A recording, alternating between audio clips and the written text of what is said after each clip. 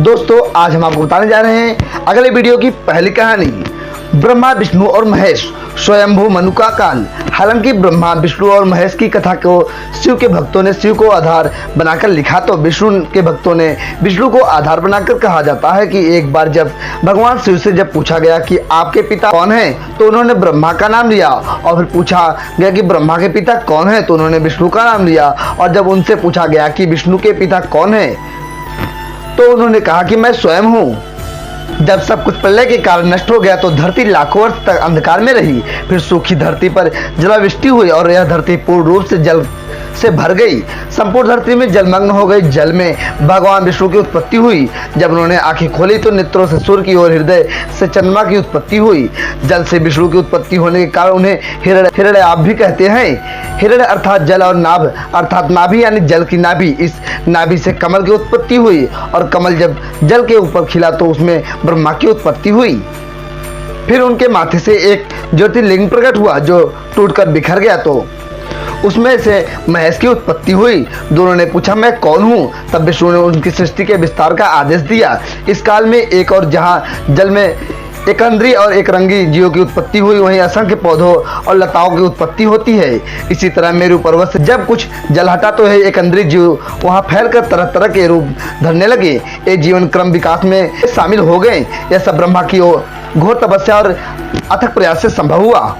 तब ब्रह्मा ने एक ऐसे जीव की उत्पत्ति करने की सोची जो अन्य जलचर, थलचर, नभचर जीवों की अपेक्षा अधिक बुद्धिमान हो, अर्थात खुद ब्रह्मा की तरह हो। यह सोचकर उन्होंने पहले 4 सनत कुमारों को जन्म दिया, लेकिन वे कुछ नहीं कर पाए और वे चारों भी ब्रह्मा की तरह तपस्या में लीन हो गए। तब ब्रह्मा ने 10 मानस पुत्रों को उत्पन्न किया, वशिष्ठ, कृत, पुलस्त्य, अंगिरा, अत्रि और मरीचि आदि, और उनसे कहा कि आप मानव जीवन की उत्पत्ति करें, उनको शिक्षा दें और परमेश्वर का मार्ग बताएं। बहुत काल तक जब वे तपस्या में ही लीन रहे तो यह देखकर स्वयं ब्रह्मा ने मानव रूप में स्वयंभू मनु और स्त्री रूप में शतरूपा को जन्म दिया। उन्होंने तब उन दोनों को मानव जाति के विस्तार का आदेश दिया और कहा कि आप सभी धर्म सम्मत वेदवाणी का ज्ञान दें।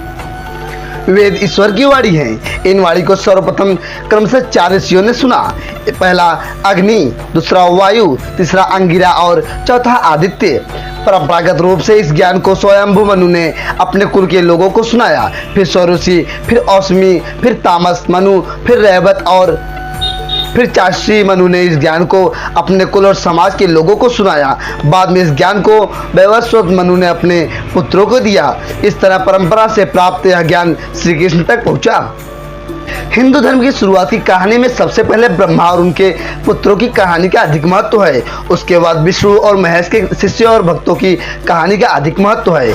महेश ने ब्रह्मा के पुत्र दक्ष की बेटी सती से विवाह किया और विष्णु ने ब्रह्मा के पुत्र भृगु की बेटी लक्ष्मी से विवाह किया। इस तरह ब्रह्मा, विष्णु और महेश ने संपूर्ण धरती पर देव, दैत्य, दानव, राक्षस, मानव, किन्नर, वानर, नाग, मल्ल आदि हजारों तरह की जीवों की रचना की। उल्लेखनीय है कि स्वयंभू मनु के कुल में भगवान ऋषभदेव हुए। ऋषभदेव स्वयंभू मनु से 5वीं पीढ़ी में इस क्रम में हुए। स्वयंभू मनु, प्रियव्रत, अग्निघ्र, नाभि और फिर ऋषभदेव ने प्रजा को जीवन के निर्वाह हेतु असी मसी, कृषि, वाणिज्य, विद्या, शिल्प आदि की शिक्षा दी। इनका नंदा व सुनंदा से विवाह हुआ। इनके भरत व बाहुबली आदि 100 पुत्र हुए। भरत के नाम पर ही इस अजानब खंड का नाम भारतवर्ष रखा गया। अगले वीडियो आपको दूसरी कहानी बताएंगे। तो आप लोग यदि चैनल पर नए हैं तो चैनल को सब्सक्राइब कर लीजिएगा और वीडियो को लाइक कर दीजिएगा।